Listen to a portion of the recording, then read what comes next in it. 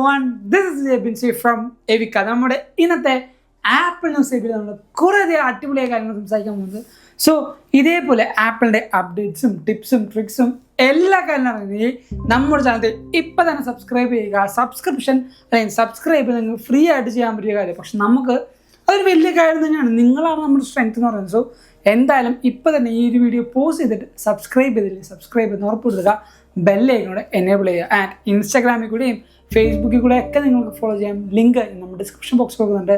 So this is Ebin സേവിയ. Welcome back to എവിക്ക. ഏറ്റവും ആദ്യം നമ്മുടെ കർമ്മത്തിലേക്ക് അങ്ങ് കിടക്കുക.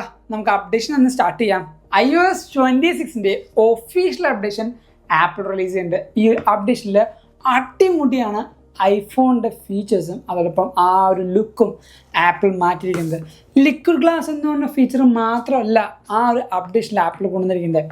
ഫോൺ ആപ്പ് ആയിക്കോട്ടെ, ക്യാമറ, ഫോട്ടോസ്, അതേപോലെ പുതിയ രണ്ട് ആപ്ലിക്കേഷൻസ് ആയിക്കോട്ടെ, അങ്ങനെ ജാം പാക്ക് ചെയ്ത് വരുന്ന കുറേയധികം മാറ്റങ്ങളാണ് ഈ ഒരു അപ്ഡേഷനിൽ വന്നിരിക്കുന്നത്. സോ ഈ അപ്ഡേഷനിൽ കുറേയധികം ഹിഡൻ ട്രിക്സും ടിപ്സും എല്ലാ കാര്യങ്ങളും ഉണ്ട്. നമ്മുടെ ചാനൽ സബ്സ്ക്രൈബ് ചെയ്യുകയാണെങ്കിൽ നിങ്ങൾക്ക് റെഗുലറായിട്ട് ആ ഒരു കാര്യം കിട്ടും. അതോടൊപ്പം തന്നെ നമുക്ക് iOS 18.7 എന്ന ഒഫീഷ്യൽ അപ്ഡേഷനും ആപ്പിൾ റിലീസ് ചെയ്യുന്നുണ്ട്. ഇങ്ങനെ കുറേയധികം ഒഫീഷ്യൽ അപ്ഡേഷൻ വാച്ചിനായിക്കോട്ടെ, മാക്കിനായിക്കോട്ടെ, ടി വിക്ക് ആയിക്കോട്ടെ, ഹോം ഫോണിനായിക്കോട്ടെ എന്നിങ്ങനെ എല്ലാ സോഫ്റ്റ്വെയറിനും ആപ്പിൾ അപ്ഡേഷൻ കൊണ്ടുവന്നുണ്ട്. ഈ അപ്ഡേഷൻ്റെ കൂടെ തന്നെ നമുക്ക് പുതിയ കുറച്ചധികം ഫോണും കാര്യങ്ങളും ആപ്പിൾ റിലീസ് ചെയ്യുന്നത്. നമുക്കറിയാം ഇപ്പോൾ കുറേ പേര് ഈ ഒരു വീഡിയോ കാണുന്ന പോലും അവരുടെ സ്വന്തം iPhone 17 എയർ ഉണ്ടാവാം, 17 Pro സീരീസ് ഉണ്ടാവാം. നിങ്ങളെടുത്ത ഫോൺ ഏതാണെന്ന് തൊട്ട് താഴത്ത് കമൻറ്റ് ചെയ്യുക. അതോടൊപ്പം തന്നെ നമുക്ക് എയർപോഡ്സും പുതിയ വാച്ച് സീരീസും ആപ്പിൾ റിലീസ് ചെയ്യുന്നുണ്ട്. ഈ ഒരു അപ്ഡേഷൻ്റെ സീരീസ് പറയുമ്പോൾ തന്നെയാണ് ആപ്പിളിൻ്റെ പുതിയ ഫൈനൽ കട്ടിലും അതോടൊപ്പം കുറച്ച് അപ്ഡേഷൻസ് വന്നിട്ടുണ്ട്. നമ്മുടെ ഫൈനൽ കട്ട് ക്യാമറ എന്ന് പറഞ്ഞിട്ട് ഐഫോണിൽ ഷൂട്ട് ചെയ്യാനുള്ള ഒരു ആപ്ലിക്കേഷൻ ഉണ്ട്.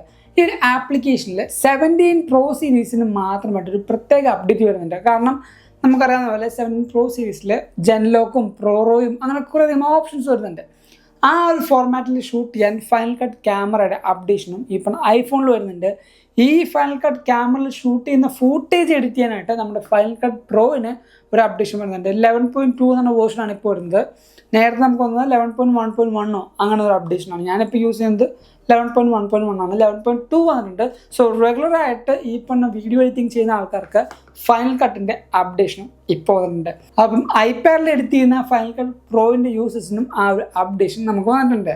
അതോടൊപ്പം iOS 26.0.1 എന്ന അപ്ഡേഷൻ മിക്കവാറും ആപ്പിൾ ഈ അടുത്ത് തന്നെ റിലീസ് ചെയ്യും. ഇത് മേജറായിട്ട് ഫോക്കസ് ചെയ്യുന്നത് ക്യാമറ ബഗ് സോൾവ് ചെയ്യാനാണ്.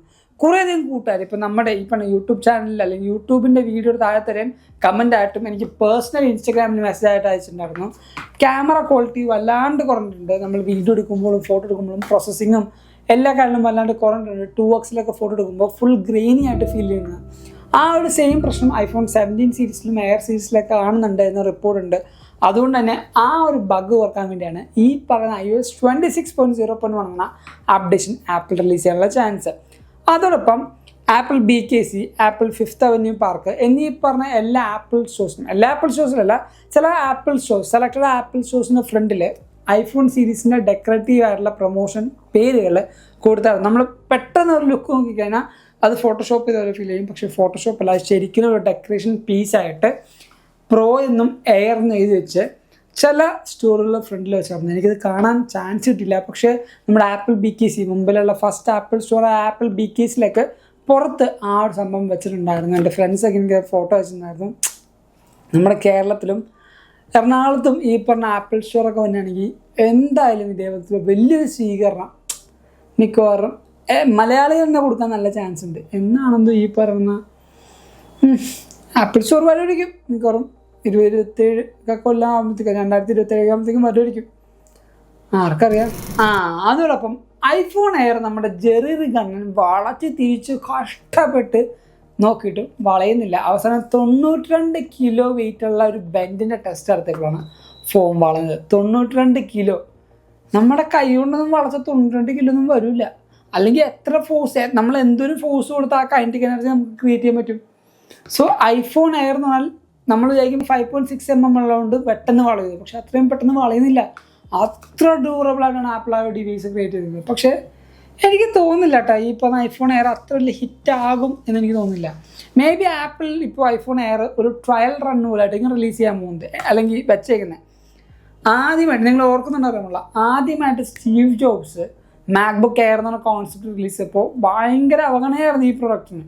ആരും വാങ്ങിച്ചില്ല, പോർട്ടില്ല, പല ഓപ്ഷൻസ് ഇല്ല, പ്രോ ആയിട്ട് വെച്ച് നോക്കുമ്പോൾ നമുക്ക് കമ്പാരിസൺ ചെയ്യാൻ പറ്റില്ല, അത്ര വലിയ ഡിഫറൻസിയേഷൻ എന്നൊക്കെ പറഞ്ഞാൽ സ്റ്റീവ് ജോബ്സ് റിലീസ് ചെയ്ത സമയത്ത് പോലും ഈ പറഞ്ഞ മാക്ബുക്ക് എയറിന് നെഗറ്റിവിറ്റി കിട്ടിയത്. അത് കഴിഞ്ഞിട്ട് ഈ പറഞ്ഞ എയർ എന്ന് പറഞ്ഞ പ്രോഡക്റ്റ് കത്തി കയറി. ഇപ്പോഴും എൻ്റെ കയ്യിൽ മാക്ബുക്ക് M1 Air ഉണ്ട്. എനിക്ക് തോന്നുന്ന 2 പോസിബിലിറ്റി. ഒന്നെങ്കിൽ ഈ പറഞ്ഞ മാക്ബുക്ക് വന്ന പോലെ തന്നെ ഇപ്പോൾ ഒരു ഡൗൺഫോൾ ഐഫോൺ എയറിന് വന്നിട്ട് ഈ പറഞ്ഞ ഫോണിൻ്റെ സൈസും ബാറ്ററിയും ബാക്കി എല്ലാ കാര്യങ്ങളും ഇംപ്ലിമെൻറ്റ് ചെയ്ത് അല്ലെങ്കിൽ ഇമ്പ്രൂവ് ചെയ്ത് ആപ്പിൾ ഒരു മാസീവായിട്ടുള്ളൊരു ബ്രേക്ക് ത്രൂ പോയിൻ്റ് എത്തുമ്പോൾ, അതൊരു ഈവൻ പോയിൻ്റ് എത്തുമ്പോൾ പിന്നെ അങ്ങടെ എയർ കത്തി കയറാൻ പോകുമായിരിക്കും. പിന്നെ എയറും പ്രോയും മാത്രമേ ഉണ്ടാവുള്ളൂ. ബേസ് മോഡൽ ആപ്പിൾ റിലീസ് ചെയ്യാനുള്ള ചാൻസ് ഭയങ്കര കുറവായിരിക്കും. മേ ബി ആപ്പിളിന് ഈ പറഞ്ഞ റവന്യൂ കിട്ടുന്നുണ്ട്, ഈ പറഞ്ഞ നോൺ പ്രോ സീരീസ് വെക്കാനുള്ള ചാൻസ് ഉണ്ട്. അല്ലെങ്കിൽ കംപ്ലീറ്റ് ഒരു ഫ്ലോപ്പാണ് ഐഫോൺ എയറിൻ്റെ വിധി എന്ന് പറയുന്നത്. ഈ 2 മേലെ ഒന്ന് നടക്കും, അത് ഉറപ്പാണ്. ഐഫോൺ 17 Pro എടുത്ത ആൾക്കാർക്ക് കുറേയധികം കംപ്ലൈൻറ്റ് ഉള്ളത് അതിൻ്റെ അലൂമിനിയം ബോഡിയിലാണ്. ഈ എഡ്ജിലൊക്കെ നമ്മുടെ ഈ അലൂമിനിയം ബോഡിയിൽ കളർ ചെയ്തേക്കുന്നത് ഓക്സിഡൈസേഷൻ എന്ന പ്രോസസ്സിൽ കൂടെയാണ്.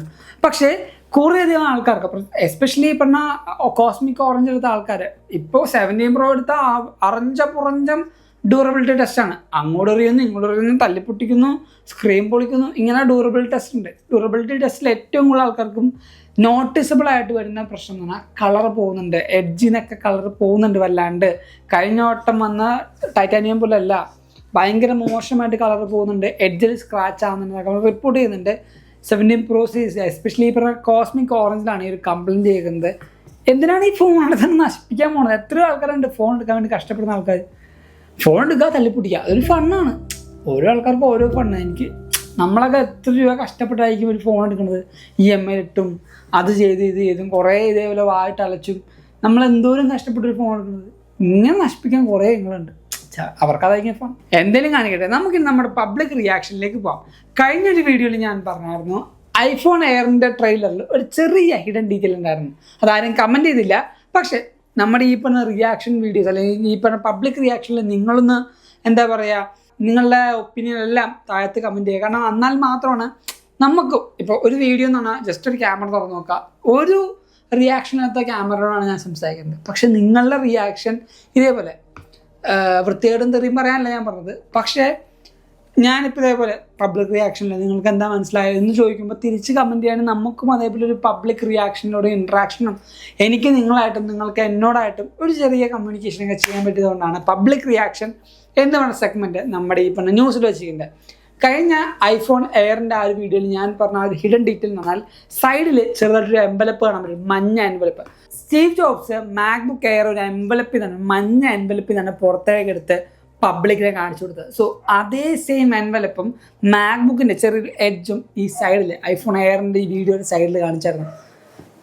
അത്രമാത്രം ഡീറ്റെയിൽ ഓറിയൻ്റ് ആണ് ആപ്പിൾ എന്ന് പറയുന്നത്. അതുകൊണ്ടാണ് എനിക്ക് ഈ പറഞ്ഞ കമ്പനിയുടെ ഡീറ്റെയിലിംഗ്, ആരൊക്കെ എന്തൊക്കെ പറഞ്ഞാലും എനിക്ക് ആ കമ്പനിയുടെ ഡീറ്റെയിലിംഗ് ഭയങ്കര ഇഷ്ടമാണ്.